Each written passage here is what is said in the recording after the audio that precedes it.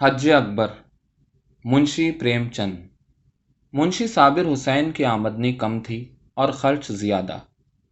اپنے بچے کے لیے دایا رکھنا گوارا نہیں کر سکتے تھے، لیکن ایک تو بچے کی صحت کی فکر، دوسرے برابر والوں سے ہیٹے بن کر رہنے کی ذلت اس خرچ کو برداشت کرنے پر مجبور کرتی تھی۔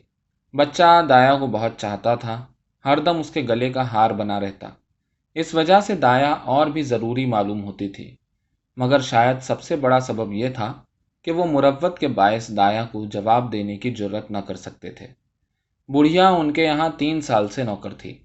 اس نے ان کے اکلوتے بچے کی پرورش کی تھی، اپنا کام دل و جان سے کرتی تھی۔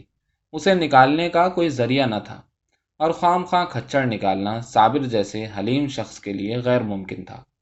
مگر شاکرہ اس معاملے میں اپنے شوہر سے متفق نہ تھی۔ اسے شک تھا کہ دایا ہم کو لوٹے لیتی ہے۔ جب دایا بازار سے لوٹتی تو وہ دہلیز میں چھپی رہتی کہ دیکھوں آٹا چھپا کر تو نہیں رکھ دیتی، لکڑی تو نہیں چھپا دیتی۔ اس کی لائی ہوئی چیز کو گھنٹوں دیکھتی، پچھتاتی، بار بار پوچھتی اتنا ہی کیوں؟ کیا بھاؤ ہے؟ کیا اتنا مہنگا ہو گیا؟ دایا کبھی تو ان بدگمانیوں کا جواب ملائمت سے دیتی، لیکن جب بیگم زیادہ تیز ہو جاتی تو وہ بھی کڑی پڑ جاتی تھی۔ قسمیں کھاتی، صفائی کی شہادتیں پیش کرتی تھی، تردید اور حجت میں گھنٹوں لگ جاتے۔ قریب قریب روزانہ یہی کیفیت رہتی تھی، اور روز یہ ڈرامہ دایا کی خفیف سی اشک ریزی کے بعد ختم ہو جاتا تھا۔ دایا کا اتنی سختیاں جھیل کر پڑے رہنا شاکرہ کے شکوک کی آب ریزی کرتا تھا۔ اسے کبھی یقین نہ آتا تھا کہ یہ بڑھیا محض بچے کی محبت سے پڑی ہوئی ہے۔ وہ دایا کو ایسے لطیف جذبے کا اہل نہیں سمجھتی تھی۔ اتفاق سے ایک روز دایا کو بازار سے لوٹنے میں ذرا دیر ہو گئی۔ وہاں دو کنجڑنوں میں بڑے جوش و خروش سے مناظرہ تھا۔ ان کا مصور طرز ادا، ان کا اشتعال انگیز استدلال، ان کی متشکل تضحیک، ان کی روشن شہادتیں اور منور روایتیں، ان کی تعریض اور تردید سب بے مثال تھیں۔ زہر کے دو دریا تھے یا دو شعلے جو دونوں طرف سے امٹ کر باہم گد گئے تھے۔ کیا روانی زبان تھی، گویا کوزے میں دریا بھرا ہو۔ ان کا جوش اظہار ایک دوسرے کے بیانات کو سننے کی اجازت نہ دیتا تھا۔ ان کے الفاظ کی ایسی رنگینی، تخیل کی ایسی نوعیت، اسلوب کی ایسی جدت، مضامین کی ایسی آمد، تشبیہات کی ایسی موزونیت اور فکر کی ایسی پرواز پر ایسا کون سا شاعر ہے جو رشک نہ کرتا؟ صفت یہ تھی کہ اس مباحثے میں تلخی یا دل آزاری کا شائبہ بھی نہ تھا۔ دونوں بلبلیں اپنے اپنے ترانوں میں محو تھیں۔ ان کی متانت، ان کا ضبط، ان کا اطمینان قلب حیرت انگیز تھا۔ ان کے ظرف دل میں اس سے کہیں زیادہ کہنے کی اور بدرجہ زیادہ سننے کی گنجائش معلوم ہوتی تھی۔ الغرض یہ خالص دماغی مناظرہ تھا، اپنے اپنے کمالات کے اظہار کے لیے ایک خالص زور آزمائی تھی، اپنے اپنے کرتب اور فن کے جوہر دکھانے کے لیے۔ تماشائیوں کا ہجوم تھا، وہ مبتذل کنایات اور اشارے جن پر بے شرمی کو شرم آتی، وہ کلمات رقیق جن سے عفونت بھی دور بھاگتی، ہزاروں رنگین مزاجوں کے لیے محض باعث تفریح تھے۔ دایا بھی کھڑی ہو گئی کہ دیکھوں کیا ماجرا ہے۔ یہ تماشا اتنا دلآویز تھا کہ اسے وقت کا مطلق احساس نہ ہوا۔ یکایک 9 بجنے کی آواز کان میں آئی تو سحر ٹوٹا۔ وہ لپکی ہوئی گھر کی طرف چلی۔ شاکرہ بھری بیٹھی تھی۔ دایا کو دیکھتے ہی تیور بدل کر بولی، کیا بازار میں کھو گئی تھی؟ دایا نے خطا وارانہ انداز سے سر جھکا لیا اور بولی، بیوی، ایک جان پہچان کی ماما سے ملاقات ہو گئی اور باتیں کرنے لگی۔ شاکرہ جواب سے اور بھی برہم ہوئی، یہاں دفتر جانے کو دیر ہو رہی ہے، تمہیں سیر سپاٹے کی سوجی ہے؟ مگر دایا نے اس وقت دبنے میں ہی خیریت سمجھی۔ بچے کو گود میں لینے چلی، پر شاکرہ نے جھڑک کر کہا، رہنے دو، تمہارے بغیر بے حال نہیں ہوا جاتا۔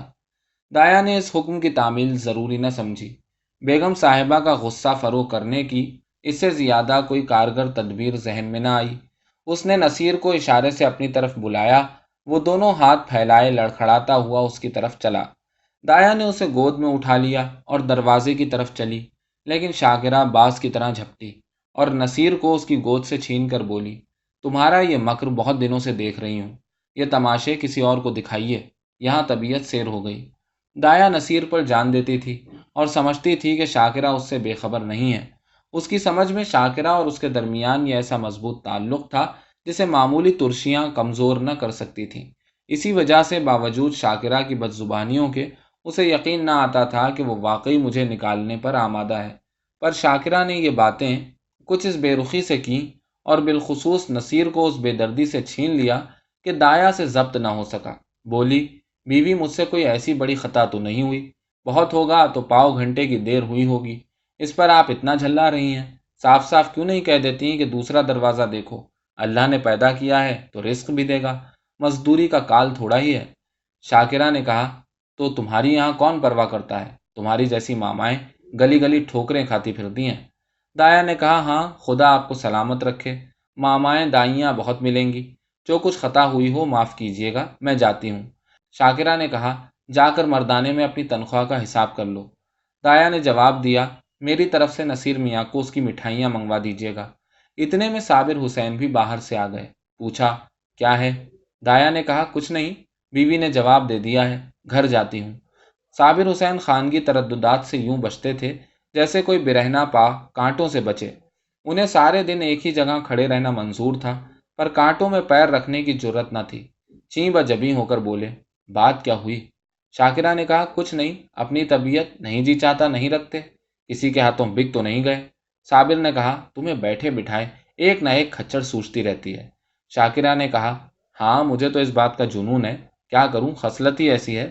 تمہیں یہ بہت پیاری ہے تو لے جا کر گلے باندھو، میرے یہاں ضرورت نہیں ہے۔ دایا گھر سے نکلی تو اس کی آنکھیں لبریز تھیں۔ دل نصیر کے لیے تڑپ رہا تھا کہ ایک بار بچے کو گود میں لے کر پیار کر لوں، پر یہ حسرت لیے اسے گھر سے نکلنا پڑا۔ نصیر دایا کے پیچھے پیچھے دروازے تک آیا، لیکن جب دایا نے دروازہ باہر سے بند کر دیا تو وہ مچل کر زمین پر لوٹ گیا اور انا انا کہہ کر رونے لگا۔ شاکرہ نے چمکارا، پیار کیا، گود میں لینے کی کوشش کی، مٹھائی کا لالچ دیا، میلہ دکھانے کا وعدہ کیا۔ اس سے کام نہ چلا تو بندر اور سپاہی اور لولو اور ہوا کی دھمکی دی، مگر نصیر پر مطلق اثر نہ ہوا۔ یہاں تک کہ شاکرہ کو غصہ آ گیا، اس نے بچے کو وہیں چھوڑ دیا اور آ کر گھر کے دھندوں میں مصروف ہو گئی۔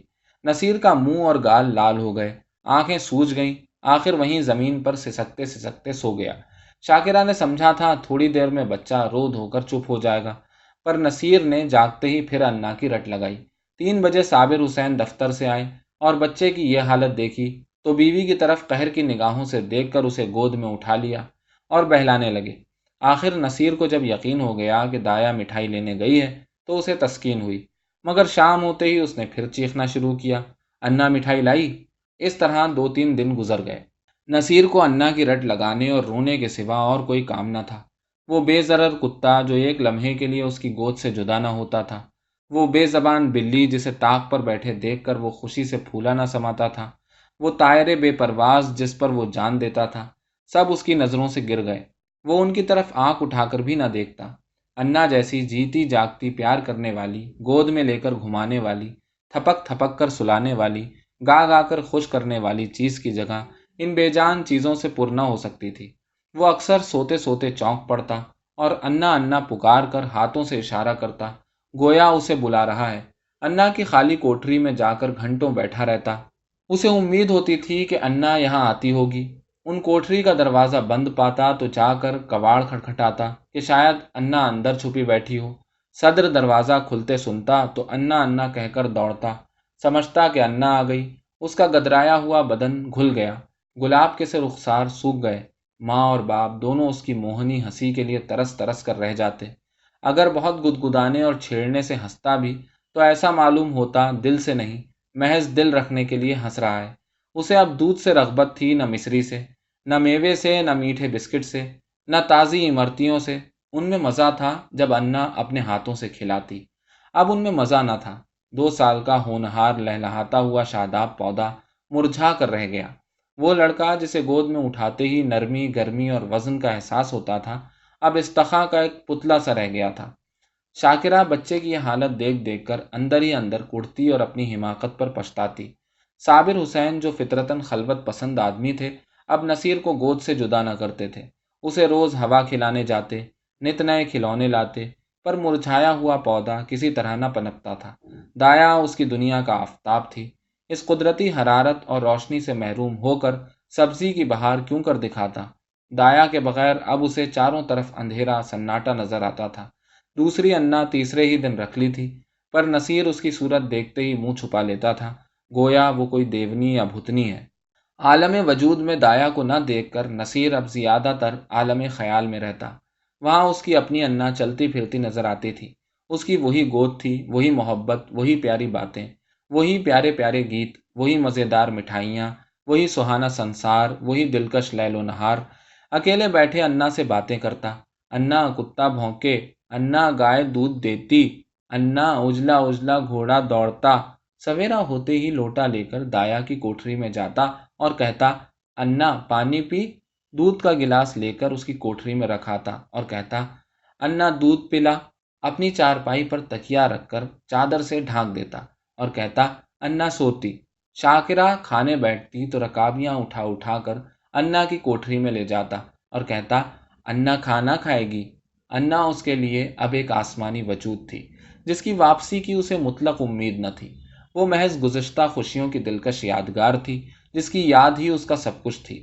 نصیر کے انداز میں رفتہ رفتہ طفلانہ شوخی اور بےتابی کی جگہ ایک حسرت ناک توکل، ایک مایوسانہ خوشی نظر آنے لگی۔ اس طرح 3 ہفتے گزر گئے۔ برسات کا موسم تھا، کبھی شدت کی گرمی، کبھی ہوا کے ٹھنڈے جھونکے، بخار اور زکام زور کا تھا۔ نصیر کی نحافت ان موسمی تغیرات کو برداشت نہ کر سکی۔ شاکرہ احتیاطاً اسے فلالین کا کرتا پہنائے رکھتی، اسے پانی کے قریب نہ جانے دیتی، ننگے پاؤں ایک قدم نہ چلنے دیتی، مگر رطوبت کا اثر ہو ہی گیا۔ نصیر کھانسی اور بخار میں مبتلا ہو گیا۔ صبح کا وقت تھا، نصیر چارپائی پر آنکھیں بند کیے پڑا تھا۔ ڈاکٹروں کا علاج بے سود ہو رہا تھا۔ شاکرہ چارپائی پر بیٹھی اس کے سینے پر تیل کی مالش کر رہی تھی، اور صابر حسین صورت غم بنے ہوئے بچے کو پردرد نگاہوں سے دیکھ رہے تھے۔ اس طرف وہ شاکرہ سے بہت کم بولتے تھے، انہیں اس سے ایک نفرت سی ہوتی تھی۔ وہ نصیر کی اس بیماری کا سارا الزام اسی کے سر رکھتے تھے۔ وہ ان کی نگاہوں میں نہایت کم ظرف، سفلا مزاج، بے حس عورت تھی۔ شاکرہ نے ڈرتے ڈرتے کہا، آج بڑے حکیم صاحب کو بلا لیتے، شاید انہی کی دوا سے فائدہ ہو۔ صابر حسین نے کالی گھٹاؤں کی طرف دیکھ کر ترشی سے جواب دیا، بڑے حکیم نہیں، لقمان بھی آئیں تو اسے کوئی فائدہ نہ ہوگا۔ شاکرہ نے کہا، تو کیا اب کسی کی دوا ہی نہ ہوگی؟ صابر نے فرمایا، بس اس کی ایک ہی دوا ہے، اور وہ نایاب ہے۔ شاکرہ نے کہا، تمہیں تو وہی دھن سوار ہے، کیا عباسی امرت پلا دے گی؟ صابر نے کہا، ہاں، وہ تمہارے لیے چاہے زہر ہو، لیکن بچے کے لیے امرت ہی ہوگی۔ شاکرہ نے کہا، میں نہیں سمجھتی کہ اللہ کی مرضی میں اسے اتنا دخل ہے۔ صابر نے کہا، اگر نہیں سمجھتی ہو اور اب تک نہیں سمجھا تو رو گی، بچے سے ہاتھ دھونا پڑے گا۔ شاکرہ نے کہا، چپ بھی رہو، کیسا شگن زبان سے نکالتے ہو؟ اگر ایسی جلی کٹی سنانی ہے تو یہاں سے چلے جاؤ۔ صابر نے کہا، ہاں تو میں جاتا ہوں، مگر یاد رکھو یہ خون تمہاری گردن پر ہوگا۔ اگر لڑکے کو پھر تندرست دیکھنا چاہتی ہو تو اس عباسی کے پاس جاؤ، اس کی منت کرو، التجا کرو، تمہارے بچے کی جان اسی کے رحم پر منحصر ہے۔ شاکرہ نے کوئی جواب نہ دیا، اس کی آنکھوں سے آنسو جاری تھے۔ صابر حسین نے پوچھا، کیا مرضی ہے، جاؤں اسے تلاش کروں؟ شاکرہ نے کہا، تم کیوں جاؤ گے، میں خود چلی جاؤں گی۔ صابر نے کہا، نہیں، معاف کرو، مجھے تم پر اعتبار نہیں ہے، نہ جانے تمہارے منہ سے کیا نکل جائے کہ وہ آتی بھی ہو تو نہ آئے۔ شاکرہ نے شوہر کی طرف نگاہ ملامت سے دیکھ کر کہا، ہاں اور کیا، مجھے اپنے بچے کی بیماری کا قلق تھوڑی ہی ہے، میں نے شرم کے مارے تم سے کہا نہیں، لیکن میرے دل میں بار بار یہ خیال پیدا ہوا ہے، اگر مجھے دایا کے مکان کا پتہ معلوم ہوتا تو میں اسے کب کی منا لاتی۔ وہ مجھ سے کتنی ہی ناراض ہو، لیکن نصیر سے اسے محبت تھی، میں آج ہی اس کے پاس جاؤں گی، اس کے قدموں کو آنسوؤں سے تر کر دوں گی، اور وہ جس طرح بھی راضی ہوگی اسے راضی کروں گی۔ شاکرہ نے بہت ضبط کر کے یہ باتیں کہیں، مگر امڈے ہوئے آنسو اب نہ رک سکے۔ صابر حسین نے بیوی کی طرف ہمدردانہ نگاہ سے دیکھا اور شرمندہ ہو کر بولے، میں تمہارا جانا مناسب نہیں سمجھتا، میں خود ہی جاتا ہوں۔ عباسی دنیا میں اکیلی تھی۔ کسی زمانے میں اس کا خاندان گلاب کا سرسبز شاداب درخت تھا، مگر رفتہ رفتہ خزاں نے سب پتیاں گرا دیں، باد حوادث نے درخت کو پامال کر دیا، اور اب یہی ایک سوکھی ٹہنی ہرے بھرے درخت کی یادگار باقی تھی۔ مگر نصیر کو پا کر اس کی سوکھی ٹہنی میں جان سی پڑ گئی تھی، اس میں ہری بھری پتیاں نکل آئی تھیں۔ وہ زندگی جو اب تک خشک اور پامال تھی، اس میں پھر رنگ و بو کے آثار پیدا ہو گئے تھے۔ اندھیرے بیابان میں بھٹکے ہوئے مسافر کو شمع کی جھلک نظر آنے لگی تھی۔ اب اس کا جوئے حیات سنگریزوں سے نہ ٹکراتا تھا، وہ اب ایک گلزار کی آبیاری کرتا تھا۔ اب اس کی زندگی محمل نہیں تھی، اس میں معنی پیدا ہو گئے تھے۔ عباسی نصیر کی بھولی بھولی باتوں پر نثار ہو گئی، مگر وہ اپنی محبت کو شاکرہ سے چھپاتی تھی۔ اس لیے کہ ماں کے دل میں رشک نہ ہو۔ وہ نصیر کے لیے ماں سے چھپ کر مٹھائیاں لاتی اور اسے کھلا کر خوش ہوتی۔ وہ دن میں دو دو تین تین بار اسے اپٹن ملتی کہ بچہ خوب پروان چڑھے۔ وہ اسے دوسروں کے سامنے کوئی چیز نہ کھلاتی کہ بچے کو نظر نہ لگ جائے۔ ہمیشہ دوسروں سے بچے کی کم خوری کا رونا رویا کرتی۔ اسے نظر بد سے بچانے کے لیے تعویذ اور گنڈے لاتی رہتی۔ یہ اس کی خالص مادرانہ محبت تھی، جس میں اپنے روحانی احتراز کے سوا اور کوئی غرض نہ تھی۔ اس گھر سے نکل کر آج عباسی کی وہ حالت ہو گئی جو تھیٹر میں یکایک بجلیوں کے گل ہو جانے سے ہوتی ہے۔ اس کی آنکھوں کے سامنے وہی صورت ناچ رہی تھی، کانوں میں وہی پیاری پیاری باتیں گونج رہی تھیں۔ اسے اپنا گھر پھاڑے کھاتا تھا، اس کال کوٹری میں دم گھٹا جاتا تھا۔ رات جوں توں کر کے کٹی، صبح کو وہ مکان میں جھاڑو دے رہی تھی۔ یکایک تازے حلوے کی صدا سن کر بے اختیار باہر نکل آئی۔ مان یاد آ گیا، آج حلوہ کون کھائے گا؟ آج گود میں بیٹھ کر کون چہکے گا؟ وہ نغمہ مسرت سننے کے لیے جو حلوہ کھاتے وقت نصیر کی آنکھوں سے، ہونٹوں سے اور جسم کے ایک ایک عضو سے برستا تھا۔ عباسی کی روح تڑپ اٹھی۔ وہ بے قراری کے عالم میں گھر سے نکلی کہ چلوں نصیر کو دیکھاؤں، پر آدھے راستے سے لوٹ گئی۔ نصیر عباسی کے دھیان سے ایک لمحے کے لیے بھی نہیں اترتا تھا۔ وہ سوتے سوتے چونک پڑتی۔ معلوم ہوتا نصیر ڈنڈے کا گھوڑا دبائے چلا آتا ہے۔ پڑوسنوں کے پاس جاتی تو نصیر ہی کا چرچا کرتی۔ اس کے گھر کوئی آتا تو نصیر کا ہی ذکر کرتی۔ نصیر اس کے دل اور جان میں بسا ہوا تھا۔ شاکرہ کی بے رخی اور بدسلوکی کے ملال کے لیے اس میں جگہ نہ تھی۔ وہ روز ارادہ کرتی کہ آج نصیر کو دیکھنے جاؤں گی۔ اس کے لیے بازار سے کھلونے اور مٹھائیاں لاتی۔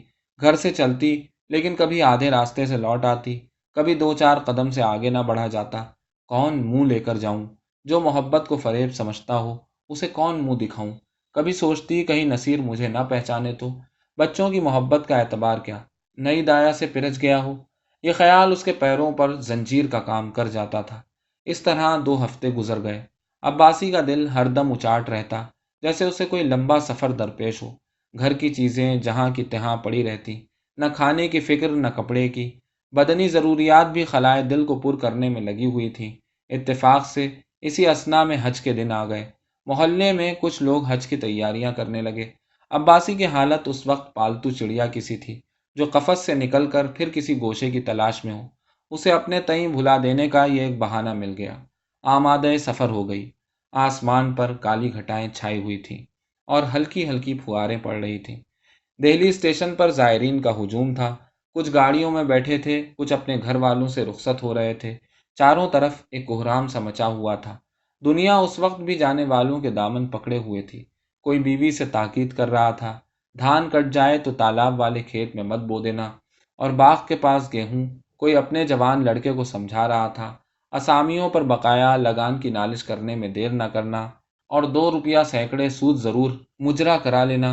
ایک بوڑھے تاجر صاحب اپنے منیم سے کہہ رہے تھے، مال آنے میں دیر ہو تو خود چلے جائیے گا اور چلتو مال لیجیے گا، ورنہ روپیہ پھنس جائے گا۔ مگر خال خال ایسی صورتیں بھی نظر آتی تھیں جن پر مذہبی ارادت کا جلوہ تھا۔ وہ یا تو خاموش آسمان کی طرف تاکتی تھیں یا محو تسبیح خوانی تھیں۔ عباسی بھی ایک گاڑی میں بیٹھی سوچ رہی تھی، ان بھلے آدمیوں کو اب بھی دنیا کی فکر نہیں چھوڑتی۔ وہی خرید و فروخت، لین دین کے چرچے۔ نصیر اس وقت یہاں ہوتا تو بہت روتا، میری گود سے کسی طرح نہ اترتا۔ لوٹ کر ضرور اسے دیکھنے جاؤں گی۔ گرمی کے مارے کلیجہ بھونا جاتا ہے۔ اتنی گھٹا امڈی ہوئی ہے، برسنے کا نام نہیں لیتی۔ معلوم نہیں یہ ریل والے کیوں دیر کر رہے ہیں، جھوٹ موٹ ادھر ادھر دوڑتے پھرتے ہیں۔ یہ نہیں کہ چٹ پٹ گاڑی کھول دیں، مسافروں کی جان میں جان آئے۔ یکایک اس نے صابر حسین کو بائیسیکل لیے پلیٹ فارم پر آتے دیکھا۔ ان کا چہرہ اترا ہوا تھا اور کپڑے تر تھے۔ وہ گاڑیوں میں جھانکنے لگے۔ عباسی محض یہ دکھانے کے لیے کہ میں بھی حج کرنے جا رہی ہوں، گاڑی سے باہر نکل آئی۔ صابر حسین اسے دیکھتے ہی لپک کر قریب آئے اور بولے، کیوں عباسی، تم بھی حج کو چلی؟ عباسی نے فخریہ انکسار سے کہا، ہاں، یہاں کیا کروں، زندگی کا کوئی ٹھکانہ نہیں، معلوم نہیں کب آنکھیں بند ہو جائیں، خدا کے یہاں منہ دکھانے کے لیے بھی تو کوئی سامان چاہیے۔ نصیر میاں تو اچھے ہیں۔ صابر نے کہا، اب تو تم جا رہی ہو، نصیر کا حال پوچھ کر کیا کرو گی؟ اس کے لیے دعا کرتی رہنا۔ عباسی کا سینہ دھڑکنے لگا، گھبرا کر بولی، کیا دشمنوں کی طبیعت اچھی نہیں ہے؟ صابر نے کہا، اس کی طبیعت تو اسی دن سے خراب ہے جس دن تم وہاں سے نکلی۔ کوئی 2 ہفتے تک تو شب و روز انا انا کی رٹ لگاتا رہا، اور اب 1 ہفتے سے کھانسی اور بخار میں مبتلا ہے۔ ساری دوائیں کر کے ہار گیا۔ کوئی فائدہ ہی نہیں ہوتا۔ میں نے ارادہ کیا تھا کہ چل کر تمہاری منت سماجت کر کے واپس لے چلوں، کیا جانے تمہیں دیکھ کر اس کی طبیعت کچھ سنبھل جائے، لیکن تمہارے گھر آیا تو معلوم ہوا کہ تم حج کرنے جا رہی ہو۔ اب کس منہ سے چلنے کو کہوں؟ تمہارے ساتھ سلوک ہی کون سا اچھا کیا ہے کہ اتنی جرت کر سکوں، اور پھر کار ثواب میں رکھنا ڈالنے کا بھی خیال ہے۔ جاؤ، اس کا خدا حافظ ہے، حیات باقی ہے تو صحت ہو ہی جائے گی، ورنہ مشیت ازدی سے کیا چارہ۔ عباسی کی آنکھوں میں اندھیرا چھا گیا، سامنے کی چیزیں تیرتی ہوئی معلوم ہوئیں، دل پر ایک عجیب وحشت کا غلبہ ہوا، دل سے دعا نکلی، اللہ میری جان کے صدقے میرے نصیر کا بال بیکا نہ ہو۔ رقت سے لگا بھر آیا، میں کیسی سنگ دل ہوں، پیارا بچہ رو رو کر ہلکان ہو گیا اور میں اسے دیکھنے تک نہ گئی۔ شاکرہ بد مزاج سہی، بد زبان سہی، نصیر نے میرا کیا بگاڑا تھا؟ میں نے ماں کا بدلہ نصیر سے لیا، یا خدا میرا گناہ معاف کر دے، پیارا نصیر میرے لیے ہڑک رہا ہے۔ اس خیال سے عباسی کا کلیجہ مسوس اٹھا اور آنکھوں سے آنسو بہہ نکلے۔ مجھے کیا معلوم تھا کہ اسے مجھ سے اتنی محبت ہے، ورنہ شاکرہ کی جوتیاں کھاتی اور گھر سے قدم نہ نکالتی۔ نہ معلوم بیچاری کی کیا حالت ہے۔ انداز وحشت سے بولی، دودھ تو پیتے ہیں نا؟ صابر نے کہا، تم دودھ پینے کو کہتی ہو؟ اس نے 2 دن سے آنکھیں تک تو کھولی نہیں۔ عباسی نے کہا، یا میرے اللہ، ارے وہ خلی خلی، بیٹا آگے میرا اسباب گاڑی سے اتار دے، اب مجھے حج وج کی نہیں سوچتی۔ ہاں بیٹا ذرا جلدی کر، میاں دیکھیے کوئی یکا ہو تو ٹھیک کر لیجئے۔ یکا روانہ ہوا، سامنے سڑک پر کئی بگھیاں کھڑی تھیں، گھوڑا آہستہ آہستہ چل رہا تھا۔ عباسی بار بار جھنجھلاتی تھی اور یکے بان سے کہتی تھی، بیٹا جلدی کر، میں تجھے کچھ زیادہ دے دوں گی۔ راستے میں مسافروں کی بھیڑ دیکھ کر اسے غصہ آتا تھا، اس کا جی چاہتا تھا گھوڑے کے پر لگ جاتے، لیکن جب صابر حسین کا مکان قریب آ گیا تو عباسی کا سینہ زور سے الجھنے لگا، بار بار دل سے دعا نکلنے لگی، خدا کرے سب خیر و عافیت ہو۔ یکا صابر حسین کی گلی میں داخل ہوا، دفتن عباسی کے کان میں کسی کے رونے کی آواز آئی، اس کا کلیجہ منہ کو آ گیا، سر تیورا گیا، معلوم ہوا دریا میں ڈوبی جاتی ہوں۔ جی چاہا یکے سے کود پڑوں، مگر ذرا دیر میں معلوم ہوا کہ کوئی عورت میکے سے جدا ہو رہی ہے۔ تسکین ہوئی، آخر صابر حسین کا مکان آ پہنچا۔ عباسی نے ڈرتے ڈرتے دروازے کی طرف تاکا، جیسے کوئی گھر سے بھاگا ہوا یتیم لڑکا شام کو بھوکا پیاسا گھر آئے، اور دروازے کی طرف سہمی ہوئی نگاہ سے دیکھے کہ کوئی بیٹھا تو نہیں ہے۔ دروازے پر سناٹا چھایا ہوا تھا، باورچی بیٹھا حقہ پی رہا تھا۔ عباسی کو ذرا ڈھارس ہوئی، گھر میں داخل ہوئی تو دیکھا کہ نئی دایا بیٹھی کچھ پکا رہی ہے۔ کلیجہ مضبوط ہوا، شاکرہ کے کمرے میں گئی تو اس کا دل گرما کی دوپہری دھوپ کی طرح کانپ رہا تھا۔ شاکرہ نصیر کو گود میں لیے دروازے کی طرف ٹکٹکی لگائے تاک رہی تھی، غم اور یاس کی زندہ تصویر۔ عباسی نے شاکرہ سے کچھ نہیں کہا، نصیر کو اس کی گود سے لے لیا اور اس کے منہ کی طرف چشم پرنم سے دیکھ کر کہا، بیٹا نصیر آنکھیں کھولو۔ نصیر نے آنکھیں کھولی، ایک لمحے تک دایا کو خاموش دیکھتا رہا، تب یکایک دایا کے گلے سے لپٹ گیا اور بولا، انا آئی، انا آئی۔ نصیر کا زرد مرجھایا ہوا چہرہ روشن ہو گیا، جیسے بجھتے ہوئے چراغ میں تیل پڑ جائے۔ ایسا معلوم ہوا گویا وہ کچھ بڑھ گیا ہے۔ 1 ہفتہ گزر گیا، صبح کا وقت تھا، نصیر آنگن میں کھیل رہا تھا۔ صابر حسین نے آ کر اسے گود میں اٹھا لیا اور پیار کر کے بولے، تمہاری انا کو مار کر بھگا دیں؟ نصیر نے منہ بنا کر کہا، نہیں، روئے گی۔ عباسی بولی، کیوں بیٹا؟ مجھے تو نے کعبہ شریف نہ جانے دیا، میرے حج کا ثواب کون دے گا؟ صابر حسین نے مسکرا کر کہا، تمہیں اس سے کہیں زیادہ ثواب ہوگا، اس حج کا نام حج اکبر ہے۔